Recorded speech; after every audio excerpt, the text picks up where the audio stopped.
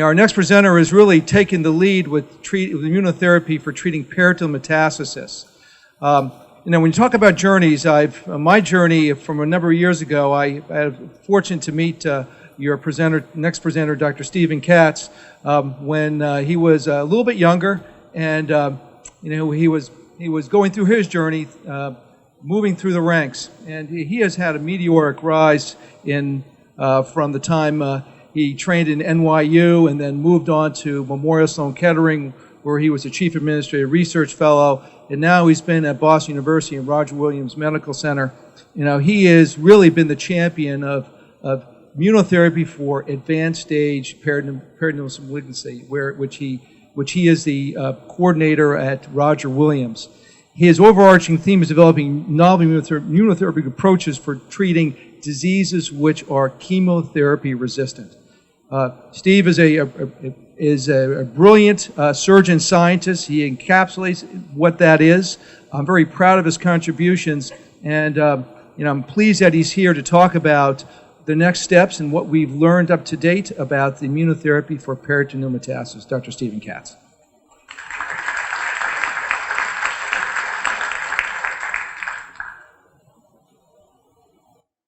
I want to thank Dr. Bound for that very generous introduction, and thank Dr. Bound and the organizers for inviting me to speak today.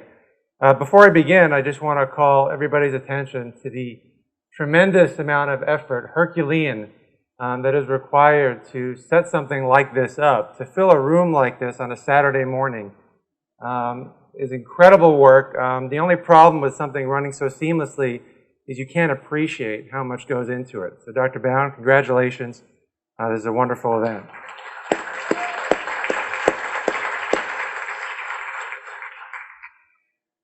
So Dr. Bound, after acknowledging you, now I'm going to embarrass you a little bit, was my really initial surgical and immunotherapy mentor. We first met each other at the end of the last century at the Memorial Sloan Kettering Cancer Center in Dr. Alan Houghton's lab, working with Dr. John Lewis.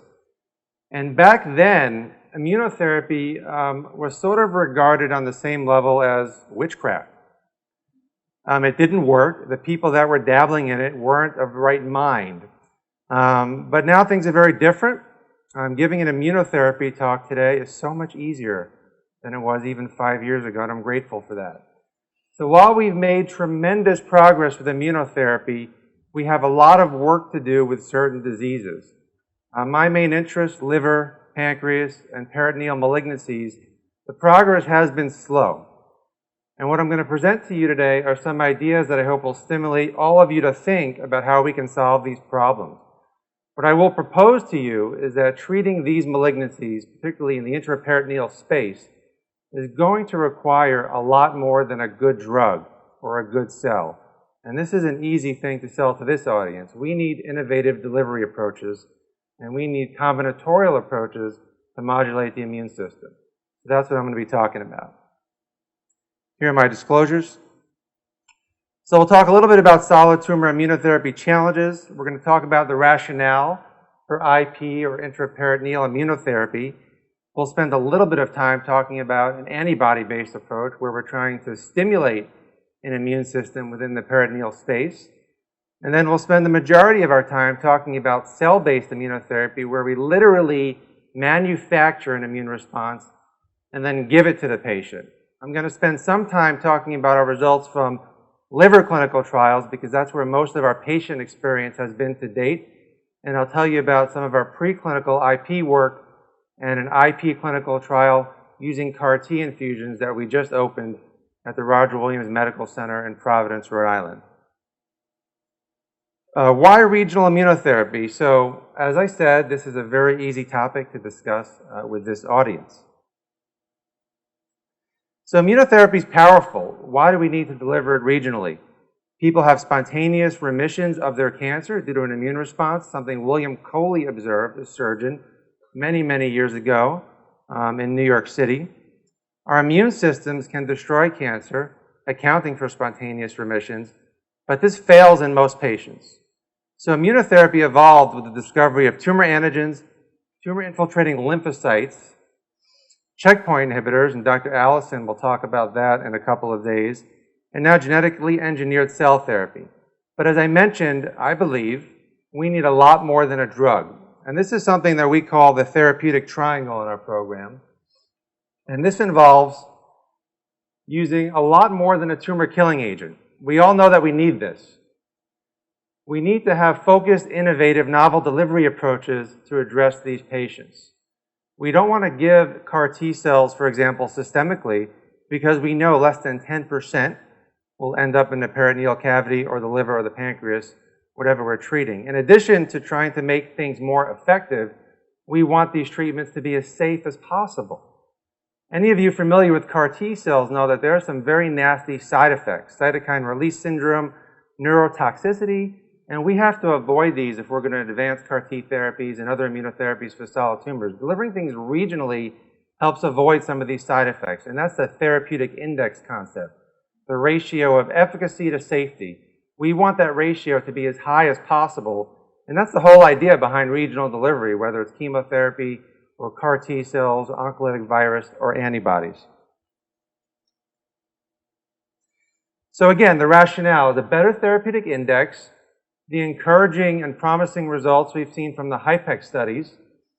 We know that peritoneal leukocytes contain very active immune cells with macrophages, T cells, suggesting that an immune response within the peritoneal cavity can be meaningful, but patients need more help. And when you're targeting epithelial antigens, you're sparing the normal mesothelial lining. So that makes all of this possible and conceptually attractive. So as I mentioned, there are two broad flavors of immunotherapy. There's, can we stimulate an immune response? And here we're borrowing the vaccine concept from infectious disease. Can we somehow get the patient to generate their own immune response against the cancer? And as I'll show you later, the other way to do this is to just manufacture it. I'm a surgeon. I like very direct approaches, so I prefer just to make my own immune response and give it to the patients. But this is another way to do it. So here's a table from a paper that was written by Dr. Bown and colleagues here at Drexel. And it just summarizes, we're not going to go through this in detail, but I just want to point out that vaccines and other immunostimulatory treatments have been well studied preclinically and clinically for intraperitoneal malignancies. So there's a lot in the pipeline, if you will. Something that we have a fair amount of data on is called cadimaximab. This is actually a trifunctional antibody. So an antibody with three parts. It links two types of immune cells with another receptor on macrophages, which basically activates the immune system within the peritoneal cavity. And so there have been several trials with this in Europe, looking at ovarian and non-ovarian malignancies. It's improved paracentesis-free time. So this is a very important quality of life endpoint for these patients. Obviously, overall survival is the holy grail in oncology trials, but there are some very meaningful quality of life endpoints that we think are quite valid in this population. And so this is important. This also improved overall survival in gastric cancer patients. And here's what some of the curves look like. So paracentesis-free survival, significantly better with cadimaximab. OS and OS for gastric cancer, which was a significant comparison. So again, this is an antibody that is just stimulating the immune system. This is very different than traditional oncology if you think about it carefully. Normally, we target the cancer cells. We're trying to directly kill the cancer. With a lot of immunotherapy, we're targeting the patient. We're trying to stimulate the patient's immune system to in turn kill the cancer. So it's a very different way of thinking about it. So moving on to what I prefer, which is manufacturing immune responses, in particular for intraperitoneal malignancies. So one way to do this is something called CAR T cell technology. It stands for chimeric antigen receptor. Very simply put, we can take the T cells from anybody's blood in this audience. We can take them to a manufacturing facility and introduce genetic material that gives the blueprints for a special protein called the chimeric antigen receptor that then allows the T cells to recognize, seek, and destroy specific cancer cells. And in this case, we're targeting a protein called CEA, carcinoembryonic antigen, and we're targeting that because a very high proportion of colorectal cancer, appendiceal cancer, and gastric cancer expresses this antigen. So it's a very rational target for these diseases, particularly within the intraperitoneal space.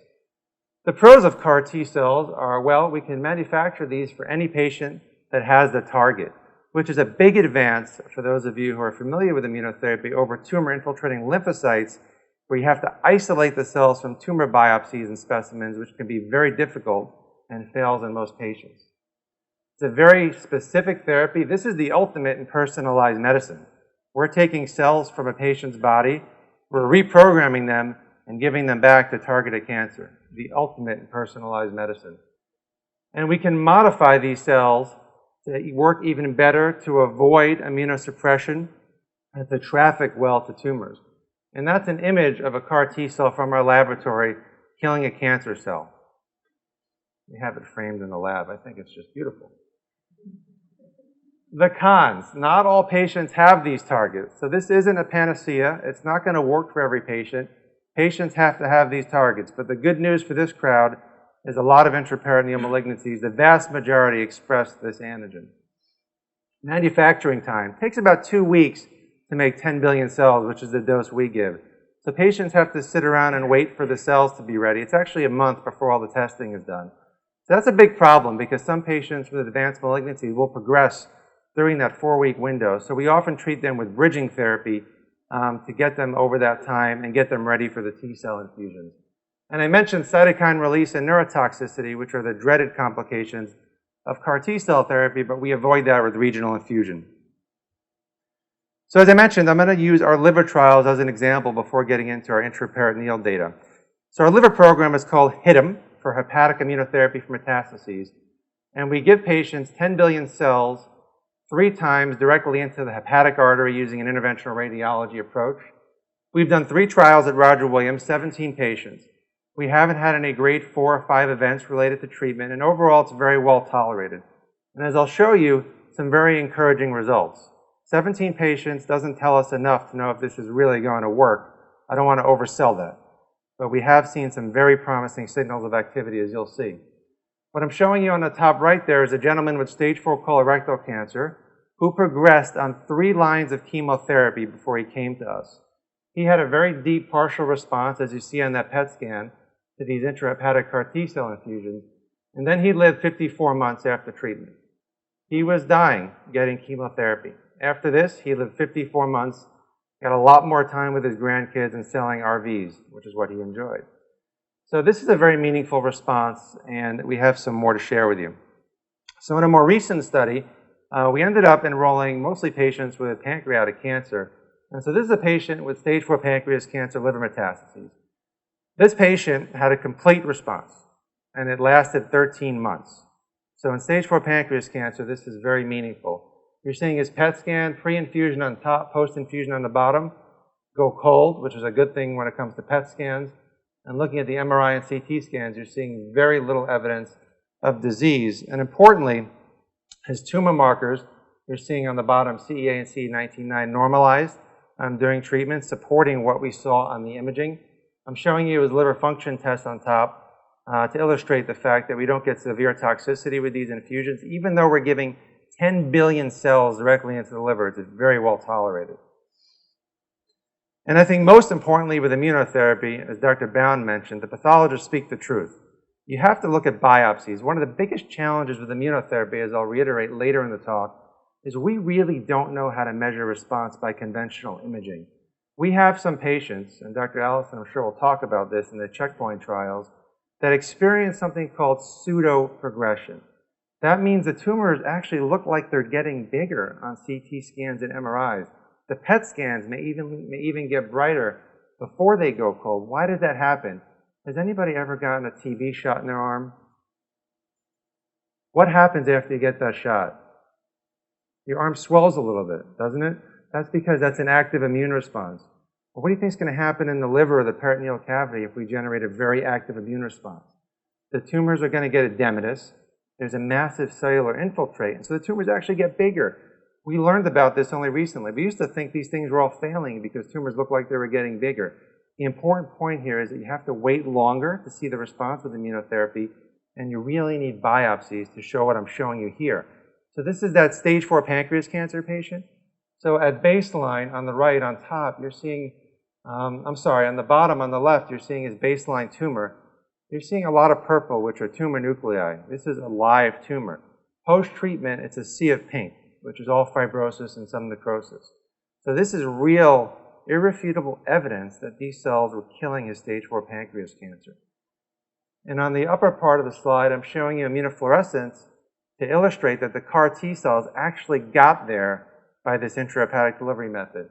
So at baseline, you don't see any red because he doesn't have CAR T cells. But post-infusion, those red dots are all CAR T cells in his liver tumor. So this is exactly what we're trying to do in the peritoneal cavity now. I mentioned the challenges of response. You can see in this patient, which is another patient from our study, working from left to right on top, the PET scan had very faint activity at enrollment. On imaging mid-study, the tumors actually got brighter. We thought he was progressing. When we imaged him at the end of the study, they were gone. So that's what pseudoprogression is. And the truth is in the biopsy. So now moving on to the peritoneal cavity, there have been several reports looking at CAR T cells for intraperitoneal malignancy, mostly preclinical studies. So we have a lot of work to do here. So again, this is a table from Dr. Bound's paper with his colleagues here at Drexel. So our platform for intraperitoneal immunotherapy is called Immunotherapy for Peritoneal Carcinomatosis, IPEC, sounds familiar. And this is what we've done preclinically. So in a preclinical model, we established colorectal cancer liver mets expressing that antigen, CEA, in the abdomens of these mice. And we use a luciferase reporter. It's basically a fancy PET scan for mice where we can image the tumors because they literally glow as they're growing. And it allows us to quantify without opening the mice or sacrificing them. So on top, I'm just showing you that we're able to make the CAR T cells in mice very effectively. 73% of the cells express this special protein or chimeric antigen receptor.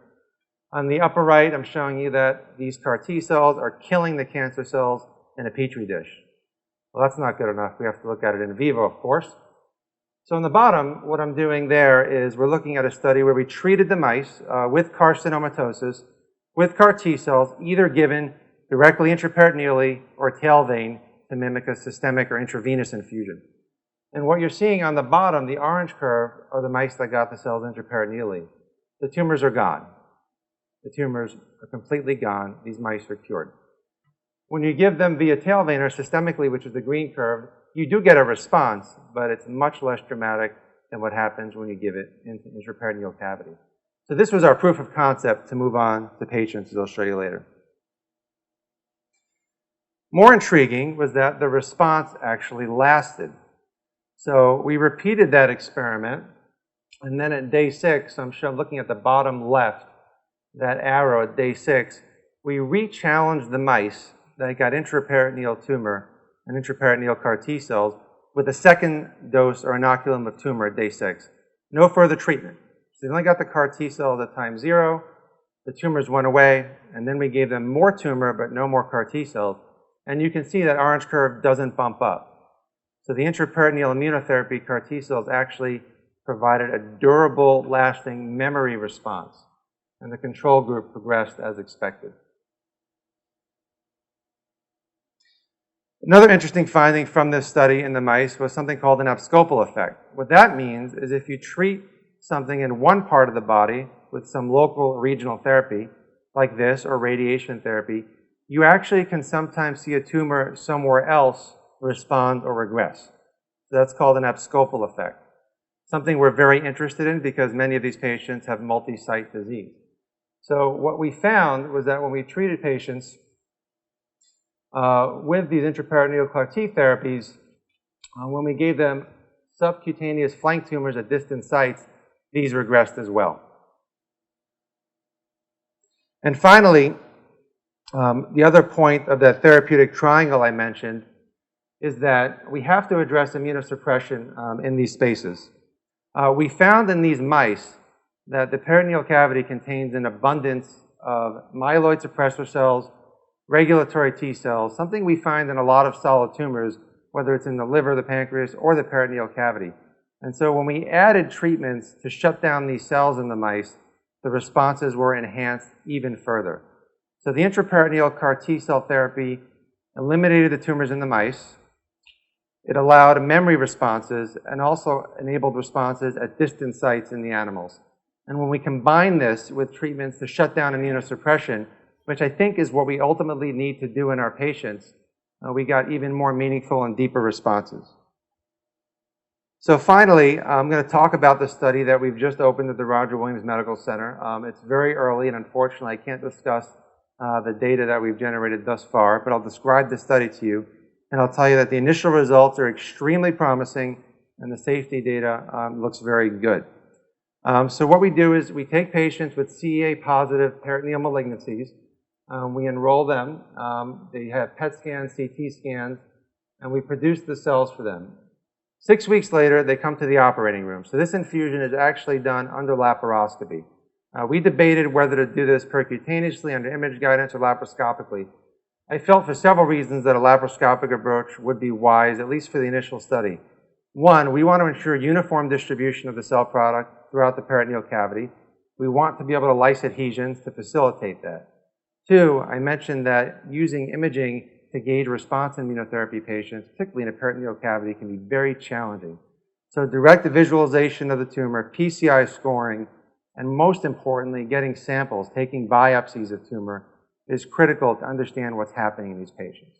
This is all done in the operating room by laparoscopy.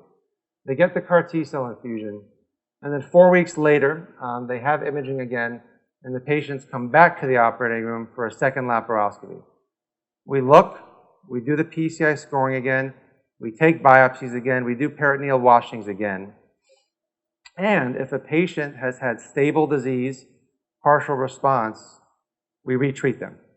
So the idea is that we can do multiple dosing in these patients, because when we manufacture the cells, we're able to bank several doses, so they don't have to repeat the process.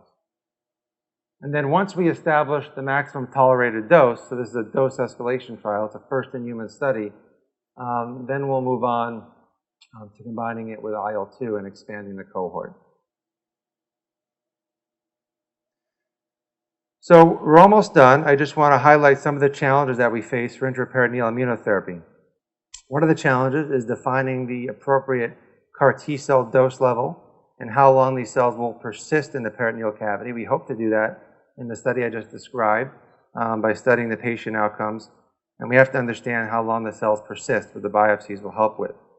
We have to understand the role of preconditioning chemotherapy, which most immunotherapists will do to enhance cell survival. That involves giving patients cyclophosphamide and fludarabine to deplete the bone marrow, which helps stimulate T-cell division and growth. We speculate that doing this regionally will eliminate the need for preconditioning. Measuring treatment response, as I mentioned, is a significant challenge, and the expense and complexity of doing the CAR T manufacturing remains a significant barrier. We're lucky. We have our own facility. We make the cells right on our own hospital. But moving cells from point A to point B is incredibly complicated and expensive. And I mentioned that we have to address immunosuppression. So to conclude, the tumor microenvironments in the intraperitoneal space and the liver are very suppressive. Even though endogenous immunity promotes responses in some patients, they're almost always inadequate. And so these patients need our help. Regional delivery of CAR T cells, we feel is a very promising approach for these malignancies, whether it's appendiceal, colorectal, or gastric, or ovarian. And we hope the results from our studies start to bear that out in patients. And we feel at a conceptual level that effective immunotherapy for IP malignancies is going to require a combination of optimal delivery, an effective tumor killing agent such as a CAR T cell, and ultimately reversal of immunosuppression. So I want to thank some of our sponsors, and I also want to mention NORD. They supported some of our initial work. They were very instrumental in getting this off of the ground. And for the medical students and the trainees in the audience, just a little advice to keep your life balanced. Never forget what is most important. Thank you.